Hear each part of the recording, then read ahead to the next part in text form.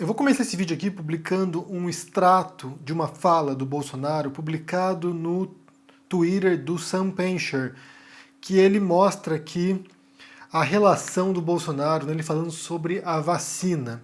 Então vamos ouvir aqui. A vacina contra o Covid, como cabe ao Ministério da Saúde definir essa questão, e já foi definida, ela não será obrigatória. Então quem está propagando isso aí, com toda certeza, é uma pessoa que pode estar pensando em tudo, menos na saúde ou na vida do próximo.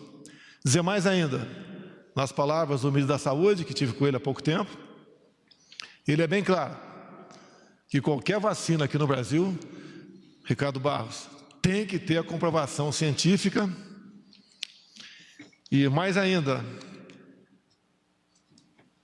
ela tem que ser aprovada pela Anvisa. Isso não é toque de caixa, nem de uma hora para outra. E nós sabemos, né, que muita gente contraiu e nem sabe que contraiu e já está imunizado. Vai obrigar essa pessoa a tomar essa vacina, que inclusive, por parte dessa fonte, custa mais de $10. Por outro lado, do nosso lado, custa menos de 4. Não quero acusar ninguém de nada aqui, mas essa pessoa está se arvorando e levando o terror perante a opinião pública, onde hoje em dia, pelo menos metade da população diz que não quer tomar essa vacina. Esse é um direito das pessoas.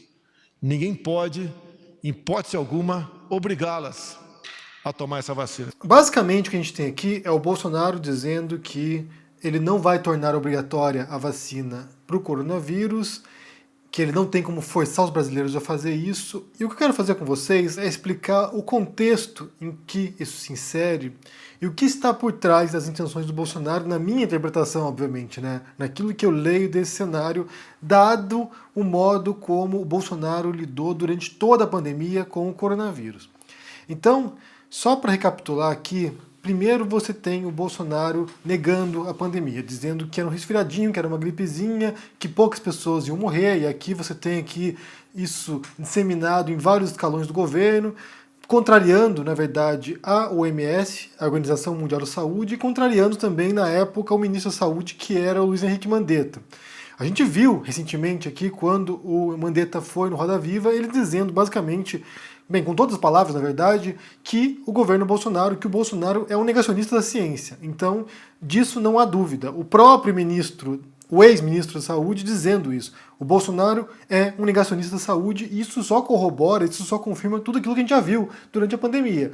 Um sujeito que o tempo todo jogava areia em qualquer tipo de esforço cooperativo, em esforço coordenado para combater o coronavírus no Brasil. Então o que acontece é, no mundo inteiro, ou em grande parte do mundo, você vê governos centrais, né, governos federais ou governos centrais lidando de maneira séria com isso, implementando quarentena, implementando isolamento social, implementando medidas de rastreio de contágio, ou seja, cada país lidou de um modo diferente, mas no geral foram dois procedimentos básicos: rastreio de contato e quarentena, na Europa principalmente, que foram as regiões mais atingidas pelo coronavírus.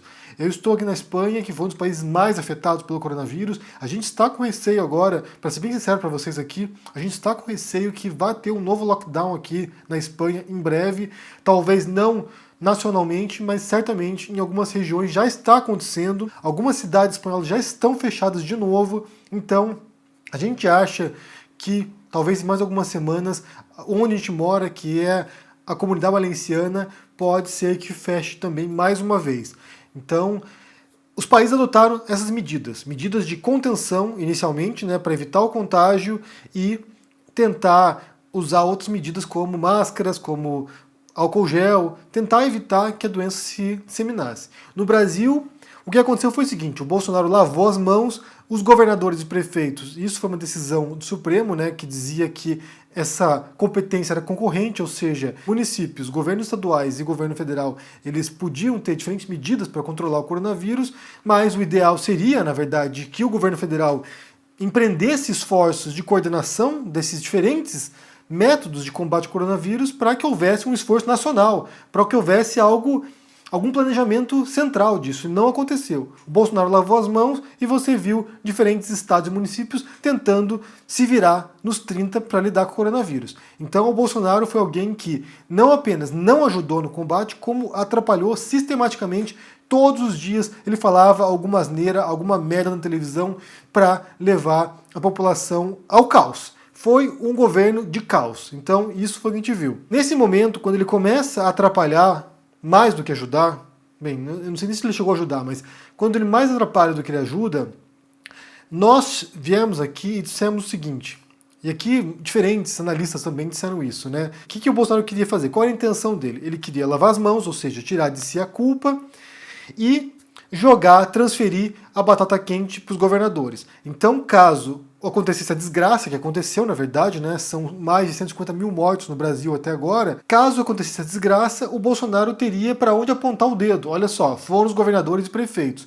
E assim ele se blindava, ele se salvava politicamente, retirava de si a culpa, ao mesmo tempo em que capitalizava em cima do auxílio emergencial da pandemia, que não foi uma decisão do Bolsonaro, que não foi algo que ele queria implementar tal como foi. Inicialmente o Paulo Guedes havia proposto R$200 por mês durante 3 meses, se não me engano, e no Congresso os parlamentares se reuniram e disseram não, será mais do que isso, e por fim o Bolsonaro, para não ficar tão mal na fita, foi lá e aumentou para 600. E agora reduziu para 300 e até o final do ano é o que vai ter. E depois de dezembro não se sabe o que será o destino disso. O Bolsonaro já disse que não tem grana para fazer isso. Então foram 2 táticas. A primeira, tirar de si a culpa da catástrofe, e 2, capitalizar em cima do auxílio emergencial. Tanto que, nas pesquisas, Bolsonaro ainda é muito popular. A consequência disso tudo a gente sabe. Como eu disse aqui, 150 mil mortos e um país que é o exemplo do que não deve ser feito. O mundo inteiro olhando com horror para o Brasil, tentando compreender a catástrofe, tentando compreender o que deu de errado, e o que deu de errado é ter votado num sujeito incompetente como o Bolsonaro. Nesse sentido, a gente não pode tirar a culpa dos eleitores, gente, porque assim, as pessoas escolheram um chefe de Estado, as pessoas escolheram um presidente que é para governar em momentos positivos, em momentos de bonança, mas também para governar em momentos de crise. Então as pessoas colocaram um sujeito como o Bolsonaro que poderia ter um outro tipo de crise. Claro que ninguém poderia imaginar que teria uma pandemia, né, de coronavírus, ninguém poderia supor isso, mas quando você elege um presidente, você sabe que essa pessoa estará chefiando, né, comandando o navio no meio da tempestade. Então as pessoas escolheram um incompetente que dizia que era incompetente.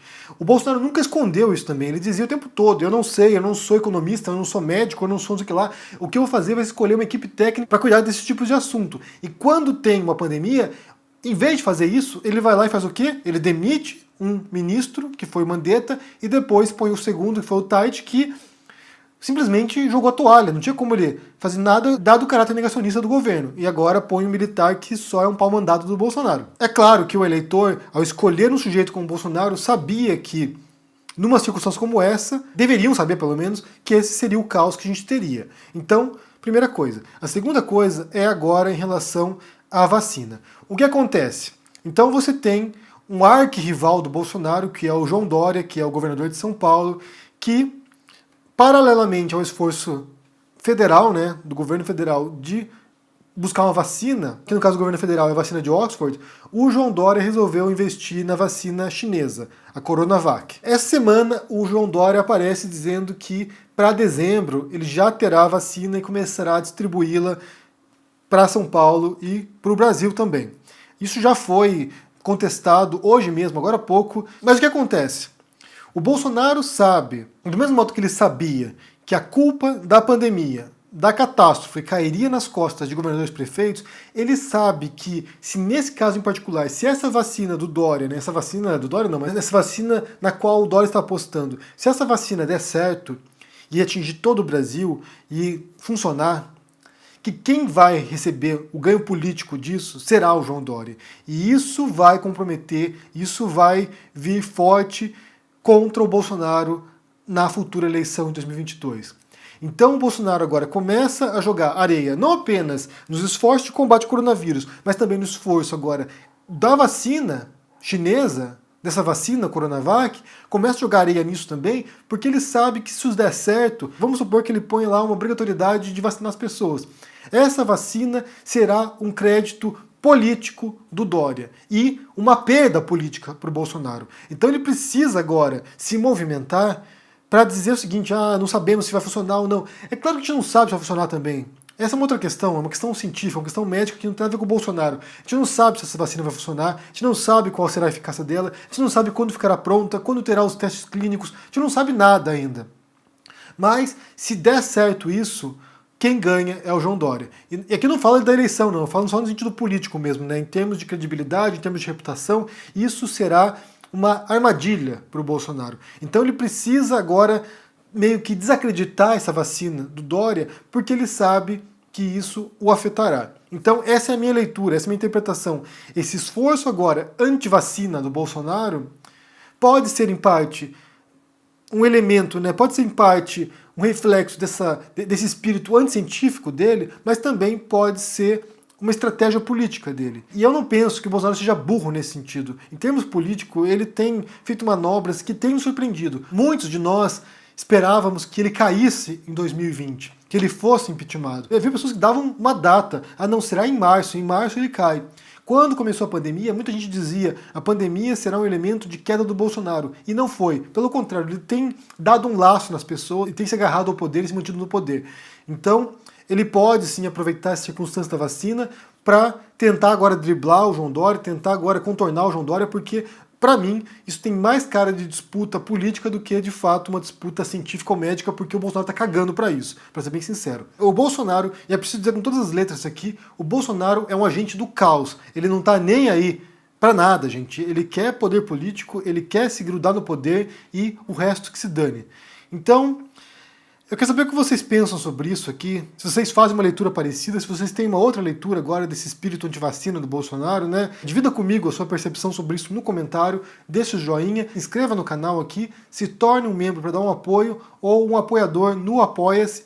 Confira meu livro sobre o Bolsonaro também, que está há 4 meses entre os mais vendidos da Amazon e que conta muito também sobre essas manobras que o Bolsonaro faz, né? De puxar a corda. Ele é um estrategista político, ele é tosco, ele é grotesco, ele é bizarro, mas ele tem feito um jogo que tem me surpreendido mesmo.